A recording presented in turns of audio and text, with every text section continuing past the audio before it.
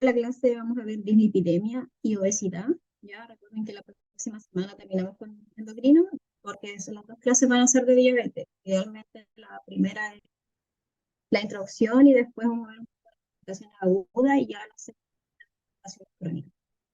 Por lo tanto, hoy día vamos a ver dislipidemia, obesidad y los criterios diagnósticos para el síndrome metabólico. Para la OMS, todos estos cambios en los estilos de vida y de la alimentación han incrementado esta prevalencia en los factores de riesgo de mortalidad cardiovascular a nivel global, ya que han ido cada vez en aumento. Por lo tanto, las enfermedades cardiovasculares son un problema de salud pública ya a nivel mundial y es la primera causa de enfermedades y muertes en todo el mundo occidental y además en los países en vía de desarrollo hasta pueden sobrepasar las enfermedades infecciosas. Lo cual está íntimamente relacionado con nuestro sistema de alimentación a través de alimentos ultraprocesados y con alto contenido eh, calórico, y además por nuestro estilo de vida, que habitualmente tenemos un estilo de vida más sedentario. Por lo tanto, las dislipidemias tenemos que entender primero que la aterosclerosis es el sustrato patológico que me va a llevar o que me va a explicar todas estas enfermedades cardiovasculares, donde su origen es multifactorial, pero el aumento del colesterol en sangre es el principal factor de riesgo para poder desarrollar esta aterosclerosis. Y diversos estudios epidemiológicos han demostrado esta relación que existe entre los niveles de colesterol sanguíneo que tiene el paciente y el riesgo de generar alguna cardiopatía coronaria. De hecho, el riesgo en un paciente que tiene hipercolesterolemia de poder tener un infarto o el miocardio es 3 veces mayor a un paciente, o sea, comparado con un paciente que tiene todas sus pruebas lipídicas normales. Por lo tanto, estas dislipidemias son el conjunto de enfermedades que inicialmente pueden ser totalmente asintomáticas, que tienen en común que son causadas por estas anormalidades concentraciones de lipoproteína plasmática. A nivel un poco de epidemiología, en la última encuesta nacional de salud, podemos pesquisar cómo la prevalencia de esta hipercolesterolemia en la población adulta alcanza casi un 28%, de un colesterol mayor a 200 y un colesterol mayor a 240, un 6,6%, y un paciente que tiene los triglicéridos sobre 150 alcanza casi un 36% de toda la población encuestada en Chile en esa época. Ahora, las lipoproteínas son estas macromoléculas esféricas, en donde a nivel de su núcleo central está compuesto por triglicéridos y ésteres de colesterol. Por fuera están recubiertas por esta capa de proteínas, fosfolípidos, enzimas, colesterol, etc. Por lo tanto, todo lo que es no polar queda dentro y lo que queda, lo polar queda por fuera, ya hacia el medio acuoso. Por lo tanto, nosotros tenemos 5 tipos de lipoproteínas y estas se van a clasificar según su densidad. Por lo tanto, los kilomicrones son las lipoproteínas más grandes que tenemos, son ricas en triglicéridos y se producen a partir de las células de los enterocitos, ya a través de que obtienen la grasa a través de la dieta. Las lipoproteínas de muy baja densidad se producen en el hígado y son ricos también en triglicéridos y son los precursores de las lipoproteínas de densidad intermedia y de lipoproteínas de baja densidad. Estas de baja densidad son los principales portadores de colesterol y es la que viaja en la sangre y se puede distribuir hacia los tejidos. Y las lipoproteínas de alta densidad, su papel como fundamental es realizar la transcripción inversa o el transporte inverso del colesterol, que quiere decir que ellos movilizan el colesterol desde los tejidos periféricos hacia el hígado y desde aquí el hígado poder eliminar este colesterol a través de colesterol libre o a través de sales biliares a través de la bilis. Por lo tanto, un poco de la fisiopatología de esta producción de lipoproteínas, tenemos que los enterocitos producen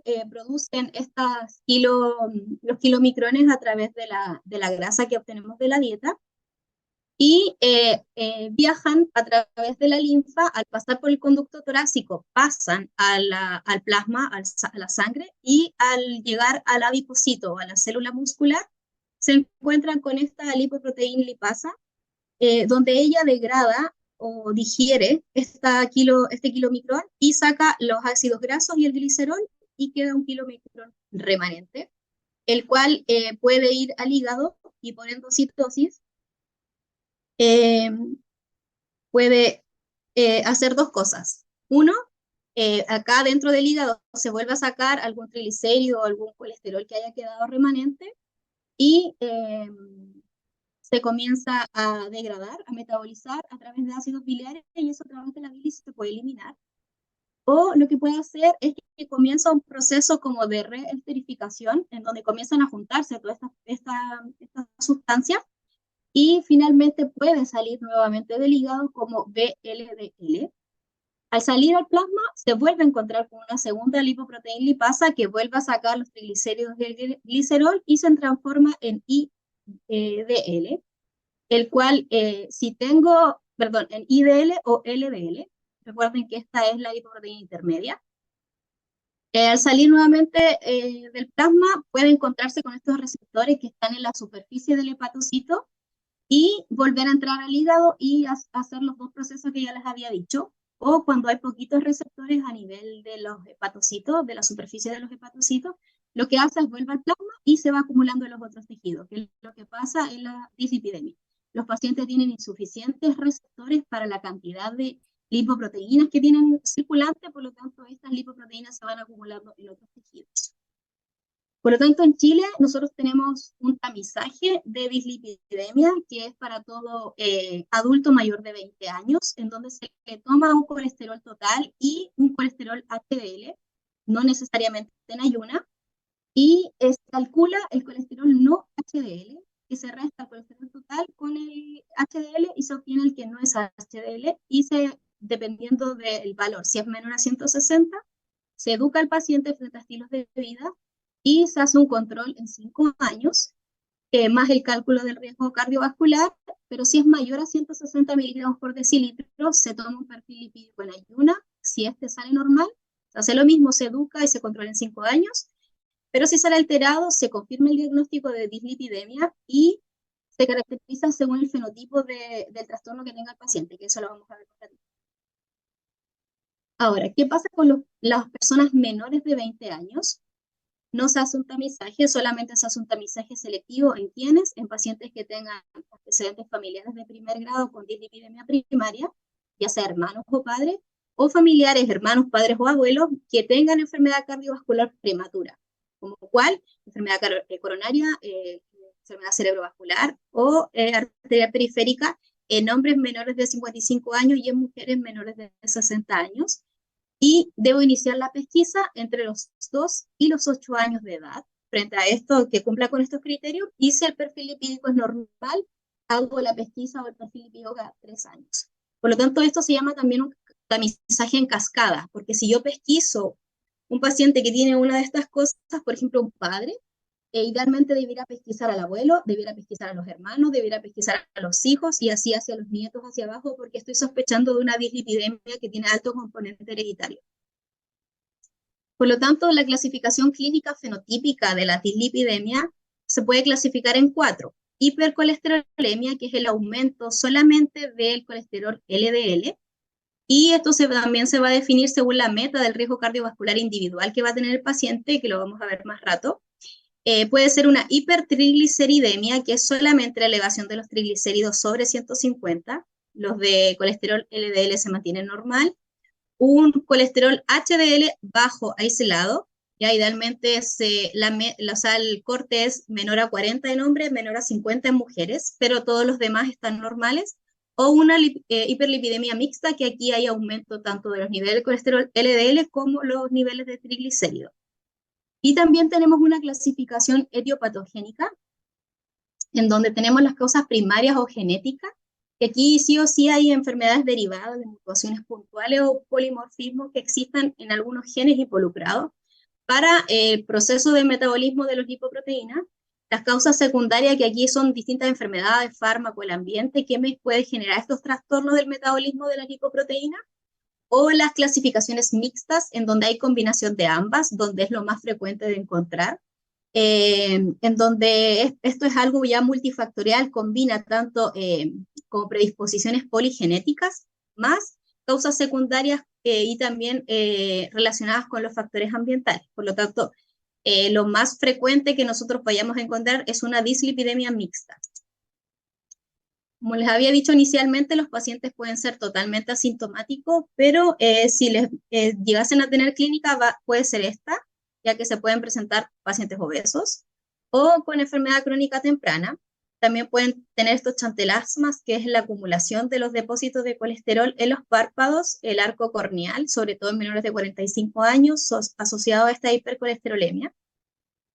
Por el depósito que tiene de colesterol o la lipidemia retinalis, que es al hacer un fondo de ojo, el paciente, sobre todo a nivel de papila, se va a ver más pálido de lo habitual por la acumulación de este colesterol, sobre todo en pacientes con hipertrigliceridemia o kilomicronemia. Ahora, la clínica sí o sí puede ser que yo pueda pesquisarlo a través de un perfil bioquímico en un paciente sano, o en la evaluación de un paciente que ya tiene patologías crónicas. Siempre tengo que buscar enfermedades involucradas dentro de esta etiopatogenia de la dislipidemia y de antecedentes personales de enfermedades cardiovasculares, antecedentes familiares de dislipidemia o uso de fármacos que me pueden generar esta dislipidemia, que las vamos a ver, o preguntar siempre por estilos de vida y hábitos que tiene el paciente. Además, cuando yo me enfrento a este paciente, siempre tengo que pesarlo, medirlo, calcular su índice de masa corporal, su circunferencia abdominal, toma de presión arterial, idealmente en ambas extremidades superiores, de pie y después sentado, signos de compromiso vascular, como cuáles: soplos carotidios, soplos femorales, un soplo o una masa pulsátil abdominal, o alguna alteración a nivel de los pulsos periféricos, como que estén abolidos, ¿ya? O sea, que estén ausentes o que estén disminuidos, lo que me haga pensar de que es algo más allá vascular, o signos de insulinoresistencia como acrocordones o acantosis. Por lo tanto, hay muchas causas secundarias que me pueden llevar a la dislipidemia, por ejemplo, diabetes, síndrome metabólico, infecciones por VIH, enfermedad renal crónica, menopausia, embarazo, etcétera. Y acá están los fármacos que me pueden generar dislipidemia: progestágeno, estrógenos orales, amiodarona, glucocorticoides, etcétera. Siempre pesquisar estos en pacientes.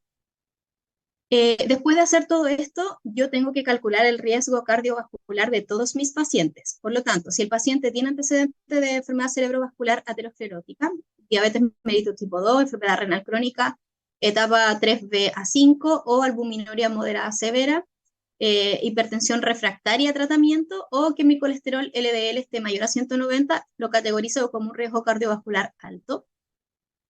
Pero si no tiene ninguna de estas, idealmente tengo que calcular el riesgo cardiovascular de mis pacientes a través de estas tablas de Framingham, ¿ya? Que están modificadas para la población chilena, que me estima el riesgo de que el paciente sufra un evento coronario por lo menos a los 10 años. Por lo tanto, estas tablas me clasifican hombres, mujeres, si son fumadores o no. También evalúan la presión que tiene el paciente, la edad del paciente y los niveles de colesterol LDL que tiene el paciente, y me estratifica el riesgo en leve, moderado o severo. ¿Por qué? Porque el manejo que tenemos en nuestra guía MinSal es a través de este riesgo, calculando el riesgo. Si el paciente tiene todos los datos que ya había leído, al tiro se clasifica como un riesgo cardiovascular alto, pero si no, se calculan por estas escalas de Framingham y evalúan en bajo, moderado, severo. Cada una tiene una meta del colesterol LDL a cumplir. En alto es menor a 70, en moderado es menor a 100 y en bajo es menor a 130. En ambos criterios yo hago cambio de estilos de vida, pero ya un riesgo alto yo inicio de inmediato estatinas.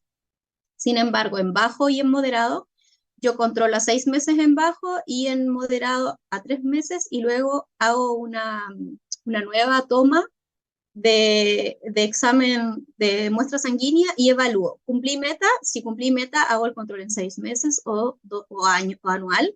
Y si no cumplí meta, inicio estatinas y reevalúo en 3 meses. ¿Cumplí meta? Si cumplí, idealmente hacer el control en 3 o 6 meses, dependiendo del riesgo y dependiendo de las comorbilidades que tiene el paciente. Si no cumplís meta, la idea es intensificar la estatina que dejé, ¿a qué se refiere? Ir aumentando la dosis, o adicionar el ezetimibe. Por lo tanto, el tratamiento de la dislipidemia tiene dos pilares, el tratamiento no farmacológico y el tratamiento farmacológico. Dentro del no farmacológico tenemos todo lo que es lo dietoterapéutico, que aquí idealmente es que el paciente prefiera cereales integrales, verduras, frutas, legumbres, etcétera, idealmente edulcorantes no calóricos, ¿ya? Y todo este tratamiento como de los factores dietéticos idealmente es que pueden modular la arteriogénesis directamente o actuando a través de los factores de riesgo cardiovasculares como la presión arterial, la glicemia, etcétera. Siempre fomentando a que el paciente lleve un estilo de vida saludable. Entonces también nuestro tratamiento farmacológico va a estar enfocado en la actividad física. Idealmente se le solicita al paciente que tenga actividad física casi todos los días de la semana, por lo menos 5 días de la semana, con actividades aeróbicas que duren de 40 a 60 minutos, pero las últimas recomendaciones también están indicando que por lo menos 2 días él tenga actividades también de resistencia muscular, por lo tanto de pesas, ¿ya? Que sea frecuente esta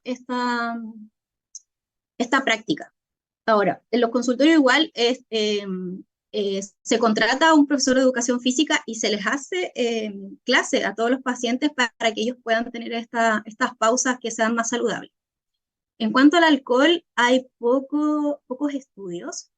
Sí se recomienda un consumo moderado.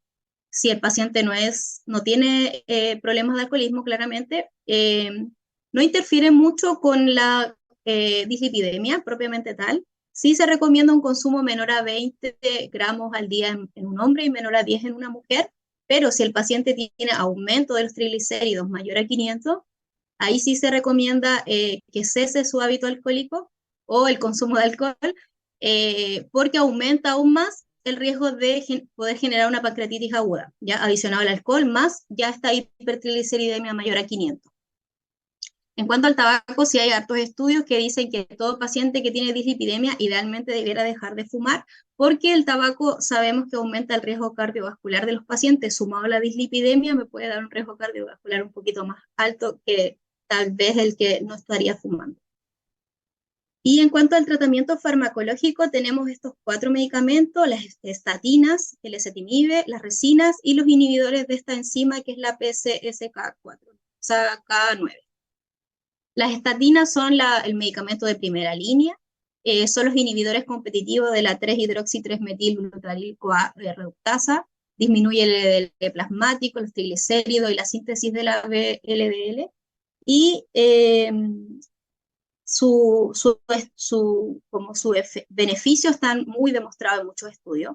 Acá les dejé como todos los tipos de estatina que tenemos en el mercado en Chile y la dosis mínima con la dosis máxima de cada uno. El ezetimibe es un inhibidor selectivo de la absorción intestinal del colesterol, por lo tanto disminuye el LDL plasmático y su efecto como de hipolipemiante es independiente de lo que el colesterol que pueda comer el paciente. Como monoterapia es súper bueno porque me reduce el colesterol LDL hasta un 22% y si se asocia está asociado a una estatina, reduce aún más, a un 15 o más, 20% de la concentración de este colesterol. Sin embargo, cuando se asocia como con dosis bajitas de estatina, tiene el mismo efecto de la estatina sola. Por lo tanto, ¿qué es lo que se recomienda?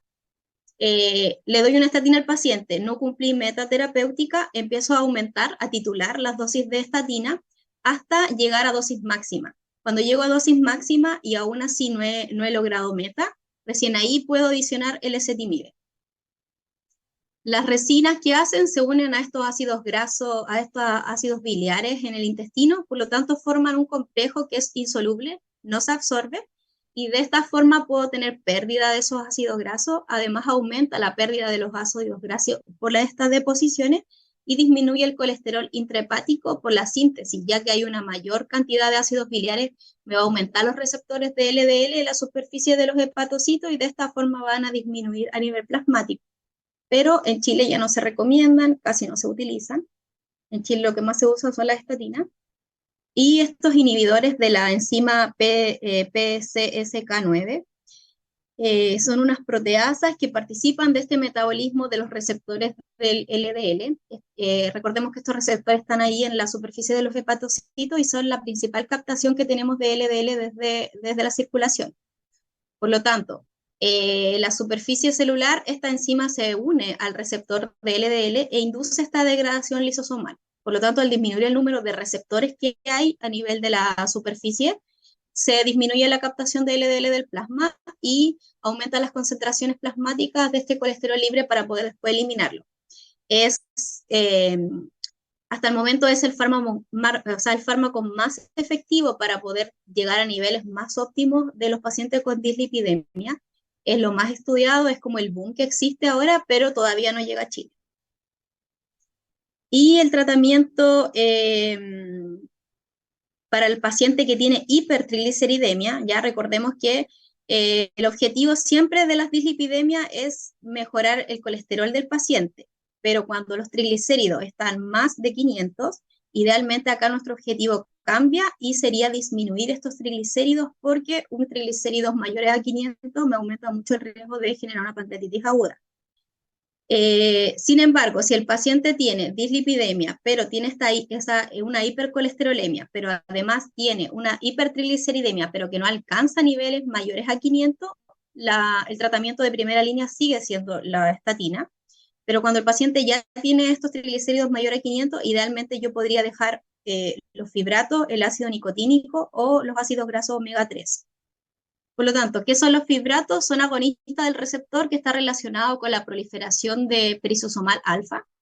Y este es un receptor que está en el núcleo y regula la expresión génica que va a tener todas estas proteínas que están implicadas dentro del metabolismo de los lípidos. Estos fibratos van a reducir las concentraciones de triglicéridos, tanto en ayuno como postprandial, y también las partículas residuales que quedan de lipoproteínas ricas en triglicéridos, como los que yo le decía que eran los kilomicrones residuales. El ácido nicotínico ya no se ocupa en Chile y por eso no se los puse, pero el ácido omega 3, idealmente de cadena larga, como los DHA o EPA, en dosis alta de 2 a 4 gramos al día, me van a modificar estos niveles de VLDL y de triglicéridos. Su mecanismo de acción todavía no se conoce mucho, pero igual se cree que interfieren o están relacionados con que es el proliferador peroximal alfa, y en menor producción con la apolipoproteína B, que está en mayor frecuencia en los kilomicrones, y son útiles en el manejo de estas hipertrigliceridemias severas como tratamiento coadyuvante a la dieta y otros tratamientos hipolipemia. Y el tratamiento para los pacientes que tienen hipertrigliceridemia severa, las medidas no farmacológicas, idealmente suspender la ingesta de alcohol, limitar el consumo de las grasas, evitar azúcar, etc. También la dieta, los ejercicios y todo. ¿Ya? Pero más en estos pacientes finalmente disminuyen harto los hidratos de carbono si asociamos los fibratos, y ya cuando sus valores vuelven a caer bajo 500, sigue siendo de primera línea utilizar las estatinas. Ok, ahora vamos a hablar un poco de obesidad. Tenemos que la obesidad es una enfermedad crónica, prevalente, multifactorial, recidivante, ya que está caracterizada por esta acumulación anormal o excesiva de grasa corporal disfuncional que va a perjudicar al paciente porque va a perjudicar su salud y puede traer puede ser muy perjudicial, ya que esto está asociado a múltiples patologías. Habitualmente se clasifica según el índice de masa corporal, que recordemos que es el peso dividido la talla al cuadrado, y de esta forma yo podría hacer una clasificación de la obesidad dependiendo en grados. Mayor o igual a 30 del índice de masa corporal ya me indica una obesidad grado 1, mayor o igual a 35 grado 2, mayor a 40 grado 3, y en las últimas publicaciones ya si es mayor o igual a 50 ya es grado 4. Ahora, el utilizar el índice de masa corporal es bien controversial porque no me diferencia el grado de adiposidad de la masa magra y tampoco tiene en cuenta como la corpulencia ósea que tiene el paciente o la distribución como más regional de la grasa, pero sigue siendo el índice más utilizado ya por todos los profesionales porque es más fácil su uso, ya está integrado en casi todos los profesionales, fácil reproducir y de alguna forma se indica que puede reflejarme la adiposidad en la mayoría de la población. Sin embargo, desde un punto de vista más morfológico, idealmente sería muy positivo que también se usase el perímetro abdominal de los pacientes, porque de esta forma yo puedo como de alguna forma poder ver si tiene grasa visceral que está acumulada dentro de esta superficie abdominal aumentada para el sexo y el predecir de alguna forma el riesgo cardiovascular. Por lo tanto, en Chile, ¿qué se usa? Si es mayor o igual a 102 en hombre y en mujeres mayor o igual a 88 centímetros. En cuanto a la epidemiología, tenemos que en las últimas 3 décadas la prevalencia de obesidad ha aumentado, ya de hecho decimos que es una pandemia. Chile lamentablemente lidera los rankings mundiales de obesidad, tenemos una de las prevalencias más altas. En la última encuesta nacional de salud, la población mayor de 15 años teníamos 34,4% de obesos y 40% teníamos de pacientes con sobrepeso. Este excesivo aumento de peso supone que hay un incremento también proporcional de pacientes que van a ser hipertensos o que son hipertensos y también me predispone al cáncer porque también la obesidad es un estado en donde es proinflamatorio y está asociado a múltiples comorbilidades. Aquí yo les puse las más frecuentes como diabetes, dislipidemia, hipertensión arterial, hígado graso no alcohólico, síndrome ovario poliquístico, síndrome de apnea obstructiva del sueño, incontinencia urinaria, enfermedad reflujo gastroesofágica, etc. Pero son muchas. En cuanto a la etiopatogenia, tenemos condicionantes genéticos y factores ambientales. Los condicionantes genéticos tenemos genes que van a ser potencialmente implicados y síndromes monogénicos. Y en cuanto a las cosas ambientales, tenemos los factores ambientales, o sea, los factores culturales, los hábitos alimentarios que tienen los pacientes y de actividad física. Se han estudiado más de 140 regiones como en los genes que influyen en estas variaciones del índice de masa corporal. Sin embargo, como los que tienen mayor asociación con este aumento de peso son los que están en las regiones como intrómicas del gen FTO. Sin embargo, hay que recalcar que igual, aunque el paciente tenga cierta predisposición genética, lo que más influye o lo más relevante son los factores ambientales. Y como les decía, hay muchas causas de la obesidad, hay muchas aristas, ya tenemos factores biológicos, genéticos, mecanismos neurohormonales, tenemos medicamentos que me puedan aumentar el tejido adiposo, enfermedades crónicas, experiencias que haya vivido el individuo, sobre todo traumas infantiles, ya factores psicológicos, de trastorno del estado de ánimo, de la autoestima, trastorno de atracón, etcétera. Son muchas aristas que me pueden llevar a que el paciente me genere esta patología que es la obesidad. La edad también es un factor de riesgo asociado, ¿ya? Porque finalmente se dice de que no todo paciente obeso lo va a hacer toda la vida. De hecho, cuando ustedes pasen por pediatría se van a dar cuenta que idealmente un niño que recibe lactancia materna exclusiva, aunque esté categorizado como obeso o en sobrepeso, no se toman medidas porque solamente se le está alimentando con lactancia materna. Y de hecho el poder no se debe suspender la leche en los niños porque está súper demostrado que esto me incide mucho en su futuro peso y disminuye el riesgo de que a futuro pueda ser obeso, ¿ya? La menopausia también va a tener mucha importancia en las mujeres porque pasa de tener esta grasa ginecoide a una acumulación más androide. Y los pacientes que tienen privación del sueño también es un factor de riesgo. Y a pesar de que, como les había dicho, que nosotros le pedimos a los pacientes que dejen de fumar porque aumenta este riesgo cardiovascular, lamentablemente, en cuanto a obesidad, acá hay ganancia de peso de 1 a 2 kilos la primera semana, idealmente porque el paciente ya está como genera más ansiedad y comienza a comer más porque dejó este hábito, y de 2 a 3 kilos cuando está entre las 4 y las 6 semanas siguientes, o sea, meses siguientes a que abandonó el hábito tabáquico. En cuanto a la fisiopatología, esto es bastante extenso, ya porque como les dije, tiene muchas aristas, pero idealmente, ¿qué es lo que se propone? Que hay un desequilibrio entre el consumo de proteínas, lípidos, grasa y el aporte de energía. Por lo tanto, este balance, como voy a tener menos gasto de energía, nuestro balance energético va a ser positivo. Y sumado a todos los factores que tengo, idealmente voy a tener esta alteración y me va a llevar a que el paciente tenga obesidad. Por lo tanto, a medida que se vaya acumulando estos lípidos, los lípidos se van hipertrofiando y cuando ya el lípido, o sea, este adipocito alcanzó su tamaño máximo, voy a tener formación de nuevos adipocitos que a través de precursores por hiperplasia, ¿ya? Por lo tanto, el paciente que es obeso desarrolló esta hiperplasia y comienza a bajar de peso, disminuye el tamaño del adipocito, pero no el número del adipocito, por lo tanto, sí o sí necesita hacer ejercicio. Y los 15 años se dice que es como el momento clave en donde yo podría hasta esa edad reprogramar un adipocito, por lo que posterior a eso va a ser muy difícil disminuir como el número de adipocitos, pero sí podría disminuir el tamaño del adipocito. Y la vejez sí o sí predomina la hipertrofia frente a la hiperplasia. El adipocito va a tener estos efectos a nivel sistémico a través de la leptina, que les hablé en alguna oportunidad, en alguna clase, y además de los estrógenos. Por lo tanto, sabemos que la grasa es anticonceptiva. ¿Ya?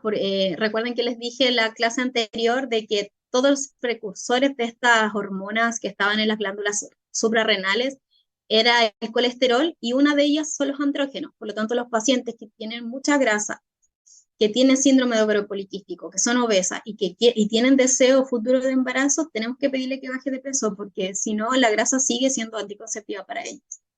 Sin embargo, a largo plazo, cuando el obeso ya lleva muchos años, se puede producir una deficiencia de andrógenos, aterosclerosis, diabetes mellitus, dislipidemia, hipertensión, trombosis, y por ser un estado proinflamatorio, aumenta el riesgo de cáncer en los pacientes.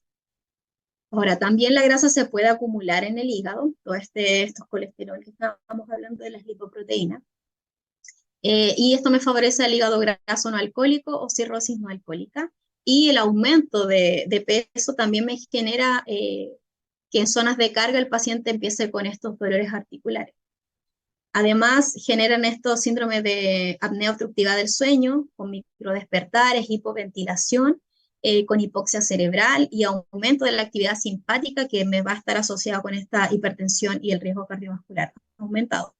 Por lo tanto, son muchas enfermedades o estados alterados que el paciente con obesidad puede desarrollar. Por lo tanto, esta patología no es, no, nosotros nos quedamos cortos como médicos, nosotros necesitamos un equipo multidisciplinario para poder ayudar a estos pacientes. Ya sabemos que la obesidad disminuye la esperanza de vida en 7 años y por cada unidad de índice de masa corporal que el paciente va aumentando también lo hace a nivel de mortalidad. Como les había dicho, la obesidad se puede clasificar en índice de masa corporal, pero también tenemos otra clasificación que es por zonas corporales donde se acumule o donde tenga esta obesidad el paciente. Y tenemos 3 tipos, la obesidad abdominal, central o superior o androide, que acá la grasa se acumula en la región más cervical o en la cara, en el tronco y en el abdomen superior, y este es el tipo de obesidad que más asociado está a incrementar el riesgo cardiovascular de los pacientes, tanto en el hombre como en la mujer. Y los puntos de corte de perímetro abdominal, como les había dicho, mayor o igual a 102 en el hombre y mayor o igual a 88 en las mujeres. Tenemos la obesidad glúteo-femoral o periférica o ginoide, que es la acumulación del tejido adiposo, pero en la parte inferior del cuerpo, caderas, región glútea y muslos. Y la obesidad como distribución homogénea, que es el exceso de grasa, no tiene ninguna como zona preponderante donde se acumule del cuerpo. Por lo tanto, acá tenemos la gineoide y acá tenemos la androide. El screening de obesidad, idealmente yo lo debiera hacer a todos los pacientes, ¿ya? Recuerden que en Chile tenemos altas tasas de obesidad y tiene 5 pasos. Primero, obtengo toda la historia clínica del paciente, sus hábitos, sus factores de riesgo. Hago la medición del peso, la talla, el índice de masa corporal y la circunferencia craneana o de cintura. Indago por actividad física si es que existe o nunca ha existido. por las comorbilidades que tiene y preparo al paciente en cuanto a las expectativas reales que él debiera optar. Eh, Porque muchas veces no se les da expectativas reales al paciente y eso igual influye en su salud mental. Ahora, como les estaba hablando al principio de obesidad, el índice de masa corporal a mí no me indica mucho, sin embargo, es lo que se usa, pero está esta clasificación de Edmonton, ¿ya? Edmonton Obesity Study System, que fue creada con como 5 estadios, en donde me evalúa lo metabólico, lo físico y lo psicológico o mental. Y dependiendo de cada estadio, me indica o me entrega como recomendaciones qué deberíamos hacer nosotros. ¿Ya? Por ejemplo, en el estadio 0, el paciente no tiene ninguna alteración, por lo tanto, mis actividades o mis indicaciones como médico estarían solamente a prevenir y educar sobre estilos de vida saludable, actividad física. En el estadio 1, acá ya tengo factores de riesgo subclínicos, en donde, por ejemplo, puedo tener una presión arterial limítrofe o el paciente puede tener resistencia a la insulina, pero aún no tengo como una enfermedad propiamente tal, solamente factores de riesgo subclínico. Y las alteraciones a nivel físico y mental son leves. Entonces, mis estrategias también están enfocadas a prevenir que esto no pase a morbilidades y educar sobre estilos de vida, actividad física, etc. Ya en el estadio 2 ya existen comorbilidades, que son enfermedades crónicas asociadas a la obesidad, como la diabetes, la hipertensión, SAOS. Y, por ejemplo, la parte mental, ya el paciente puede ser que tenga una autoestima baja, sea un paciente ansioso. Y a nivel más físico, tal vez su exceso de peso le está generando algún dolor a nivel articular, etc. Por lo tanto, mis estrategias van a estar basadas en yo entregarle todas las herramientas posibles a mi paciente para que él mejore. Por lo tanto, lo que vamos a ver en tratamiento, yo se lo ofrezco al paciente dentro de las posibilidades que él pueda y que, que, que nosotros como médicos podamos ayudarlo, ¿ya? El estadio 3, acá idealmente tengo ya daño a órgano blanco, que pueden ser un infarto o complicaciones asociadas a las patologías que puede tener el paciente, y aquí sus alteraciones mentales y físicas ya son más severas. Por lo tanto, aquí yo igual ofrezco hartas alternativas de tratamiento al paciente. Y ya en el estadio 4 es cuando ya hay mayor discapacidad secundaria a esta obesidad, y muchas veces no está tan enfocado en que yo obtenga una pérdida muy rápida de peso, sino más bien ir viendo las consecuencias que fue teniendo la obesidad en estos pacientes. ¿Ya? ¿A qué me refiero? Que muchas veces las consecuencias igual a nivel psicológica son severas o a nivel física, y ahí uno va evaluando. Recordemos que todo esto no lo hace el médico solo, lo hacemos con un equipo de nutricionistas, un equipo con psicólogo, psiquiatra, ¿ya? Kinesiólogo. Es un gran equipo de trabajo en donde nosotros debiéramos estar apoyando esta, que ya es una pandemia, eh, como la pandemia de la nueva época, ¿ya? Son pacientes que en verdad necesitan mucho apoyo, como en todas las esferas más holísticas, en toda la esfera de su vida. Por lo tanto, el screening de obesidad, idealmente yo mido la presión arterial en ambos brazos, puedo pedir una glicemia o una hemoglobina glicosilada, un perfil lipídico para determinar este riesgo cardiovascular. Y en algunos pacientes yo puedo pedir los niveles de las transaminasas más una ecografía abdominal para ver si tienen hígado graso no alcohólico o cirrosis no alcohólica. Y el tratamiento está enfocado en estas cuatro aristas, o sea, en estos cuatro aristas, ¿ya? La nutrición y el ejercicio, el tratamiento psicológico y conductual, farmacoterapia o cirugía bariátrica. En cuanto a nutrición y ejercicio, independiente del índice de masa corporal, del tamaño, de la composición corporal que tiene el paciente, todos se van a ver beneficiados en adoptar un plan más nutricional saludable y actividad física regular. Idealmente esta actividad aeróbica de 30 a 60 minutos, la mayoría de los días de la semana, puede llevar a esta pérdida de peso y de grasa y mejora sí o sí los parámetros cardiometabólicos y el mantenimiento de la pérdida de peso. Sin embargo, sí o sí tiene que estar con la reducción de la ingesta calórica a largo plazo para que se pueda mantener esto. Y la terapia nutricional en combinación con otras intervenciones debe adaptarse como a los resultados necesarios con la salud y el peso del individuo. Recordemos que tal vez son pacientes que tienen muchas comorbilidades. En cuanto a los tratamientos, como llama psicológico, todas las intervenciones, ya la alimentación saludable, el peso, la adherencia al tratamiento, los enfoques para poder preparar o adaptar la cirugía bariátrica del paciente, se basan en cambios del comportamiento. Por lo tanto, mis intervenciones psicológicas y conductuales van a ser el cómo de ese cambio y permiten de esta forma guiar al paciente hacia los comportamientos recomendados para poder mantener este cambio a largo plazo. Y esto es lo que muchas veces hay un déficit porque se operan muchas cirugías bariátricas, pero que la alta tasa de que eso fue inefectivo es porque no se cambió el comportamiento o la mentalidad del paciente que fue obeso por muchos años, ahora se ve delgado y comienza a comer nuevamente, por lo tanto son cirugías fallidas porque a 4, 5, 6 años el paciente vuelve a su peso. Y es porque no se hace esta conducta más multidisciplinaria y llevando a que la parte psicológica o psiquiátrica es también importante para hacer los cambios de conducta y que se mantengan. Y en cuanto a la farmacoterapia, sí está recomendada en los pacientes que son obesos, ya con un índice de masa corporal mayor a 30, o en un paciente que está con un índice corporal mayor a 27, pero que tiene alguna patología relacionada con la adiposidad, como cuál la diabetes, la dislipidemia, hígado graso no alcohólico, etc. Pero siempre en conjunto con todas las otras terapias que ya vimos. Uno de los primeros medicamentos que hace como 20 años estuvo súper en auge, que es el Orlistat. Es un inhibidor de las lipasas gástrica y pancreática y disminuye la absorción de las grasas que uno puede ingerir en la dieta hasta aproximadamente en un 30%. Si el paciente lleva una dieta adecuada, se ha demostrado que puede bajar entre 2.5 a 3.5 kilos respecto al placebo, pero sus principales efectos adversos, que eran a nivel gastrointestinal, como la esteatorrea, llevaban al abandono del paciente, porque muchas veces esto era, no se podía controlar, por lo tanto el paciente tenía esta esteatorrea. Ya no se está usando mucho.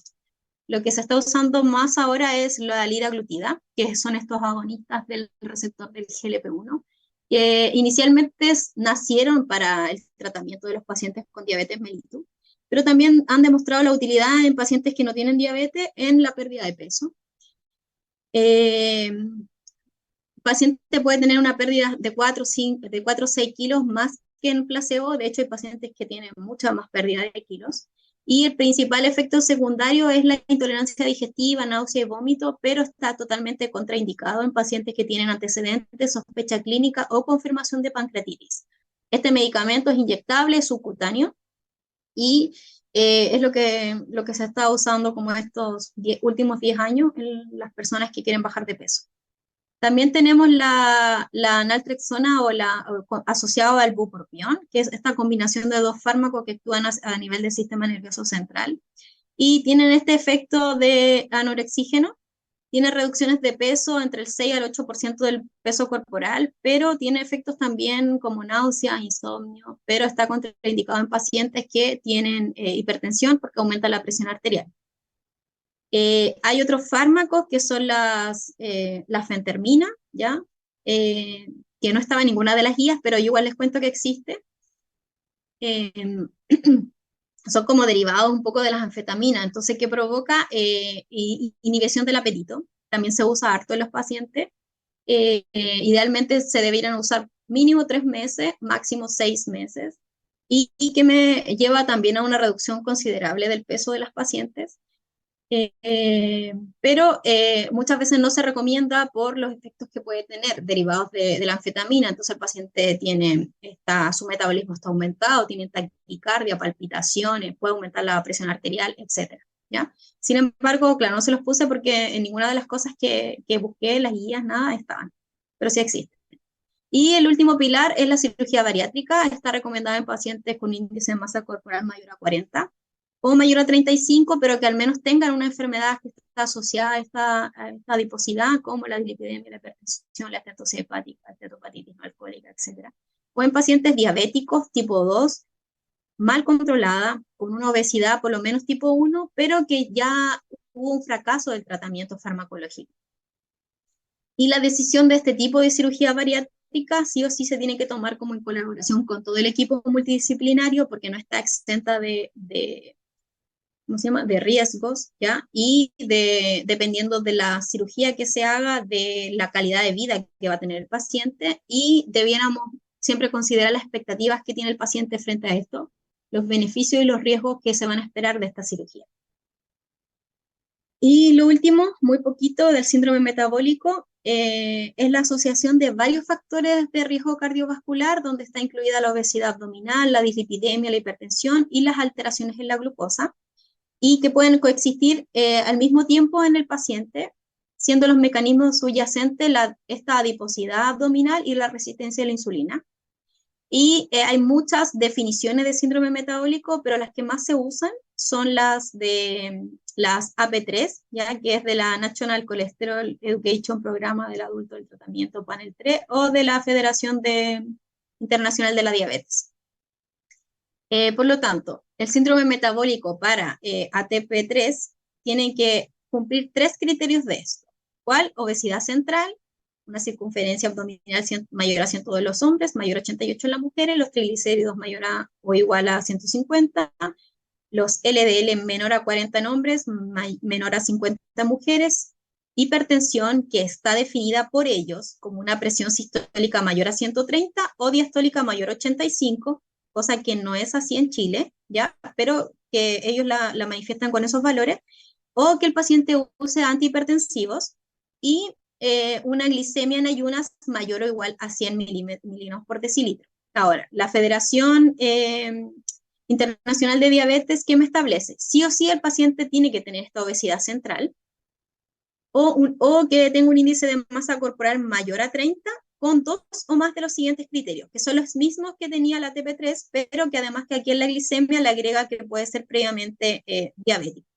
Por lo tanto, el síndrome metabólico es una patología frecuente que nosotros vemos en APS y que el médico general es el que hace el tratamiento de estos pacientes. Por lo tanto, ya les dije el tratamiento de la obesidad, de la dislipidemia, cómo tratar un hipertenso, eso lo vieron en el primer semestre, y en la próxima semana vamos a hablar de glicemia. Por lo tanto, como todos los componentes del síndrome metabólico ya van a estar en sus conocimientos para que ustedes puedan tratar a este tipo de pacientes, ¿ya?